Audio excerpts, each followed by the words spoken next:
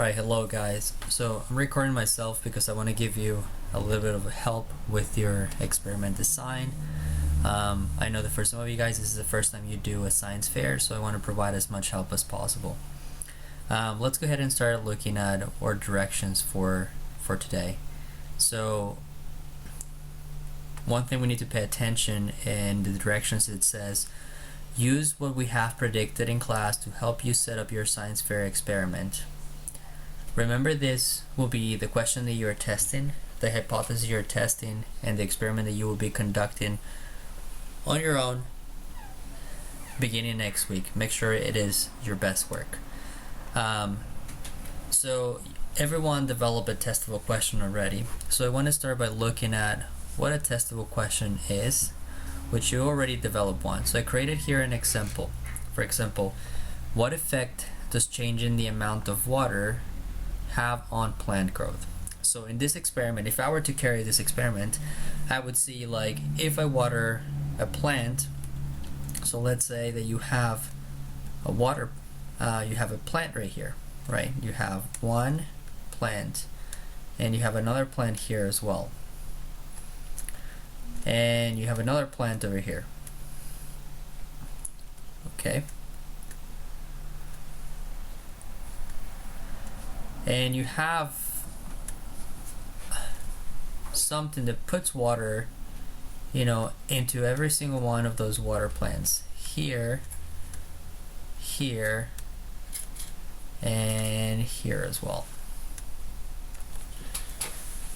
Well, what if we look at this here, like this section right here, if I change one thing, the one thing that I'm changing is the amount of water, and the thing that I'm trying to observe is the plant growth.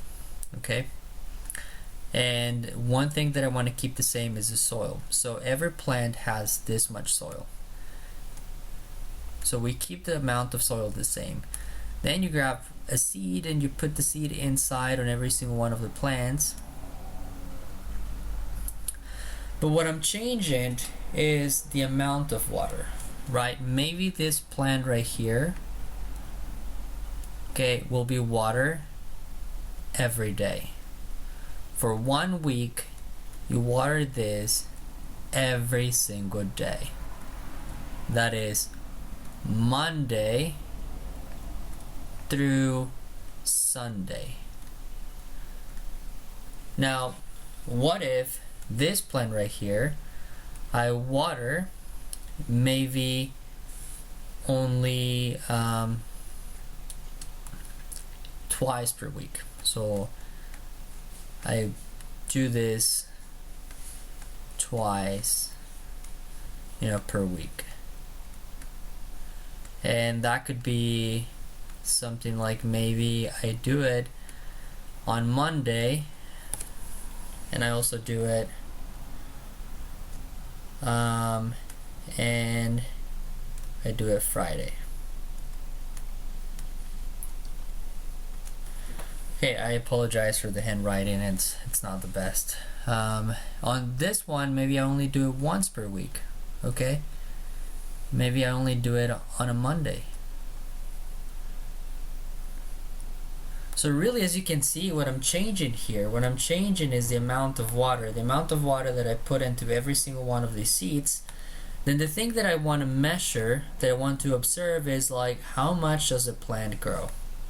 Okay, we don't know that yet, but you can observe those things. You can observe those things in the experiment.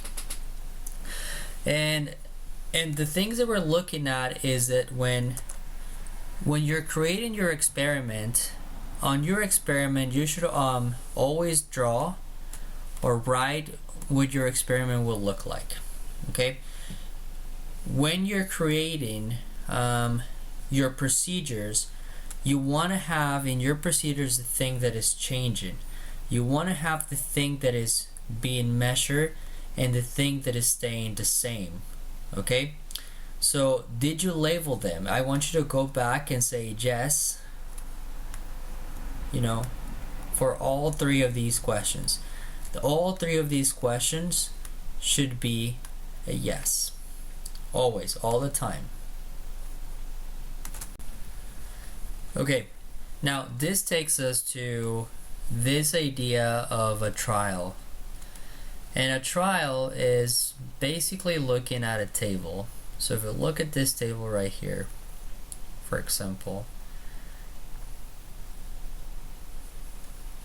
and here, this is a very bad table, and here you have what is known as a trial.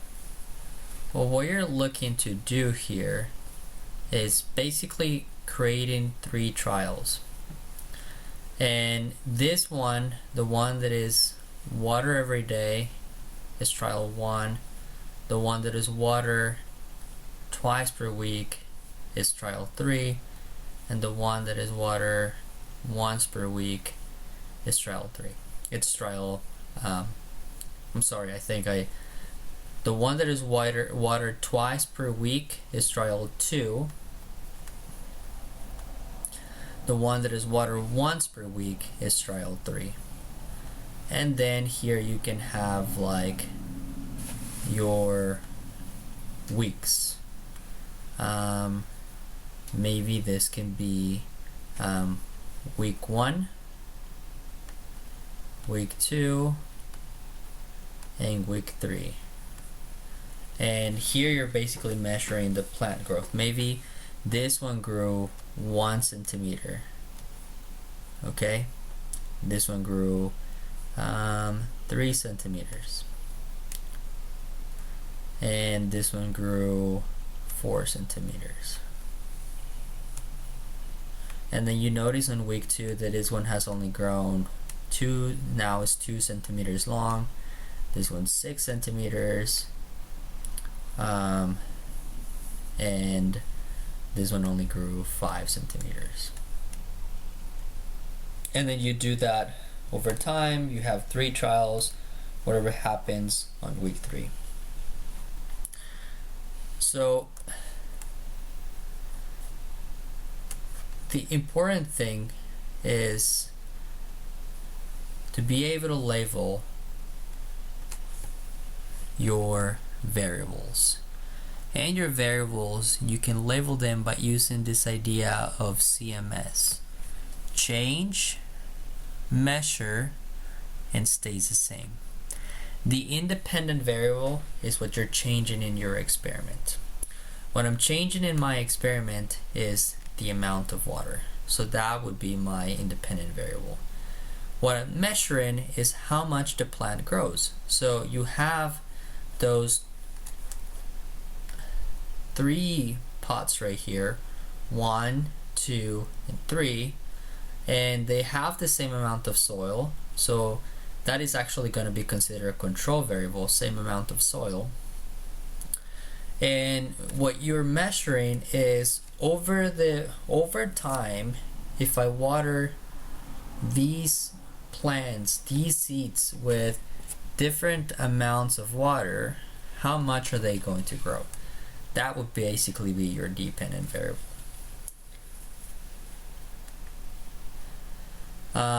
Your control variable, as I already mentioned, is basically things that will stay the same. Well, things that you want to keep the same so that your experiment is not, an error, is you want to have all the same amount of soil. Because what if one of these plants has more soil than the other? That could affect how much a plant grows, right? Because the more soil maybe needs more water. The less soil, well, maybe there's less nutrients for the plant to grow. Also, the sun exposure, right? Or the light exposure. Maybe the more light that one of the plants is exposed, then maybe that allows the plant to grow more. So you want to make sure that all 3 of these are exposed to the same amount of sunlight or the same amount of light, and they have the same amount of soil. So that's basically, talking about independent, dependent, and control variable. That's all you need to know.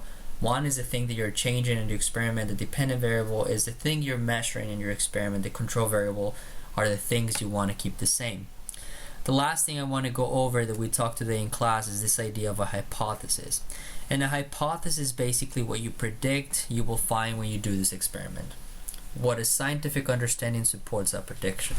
So that it's basically saying, what this is saying, what do you predict is going to happen? So for example, if I were to conduct this experiment, this is what I would write as a hypothesis. I would write this as a hypothesis. And I would say something like this.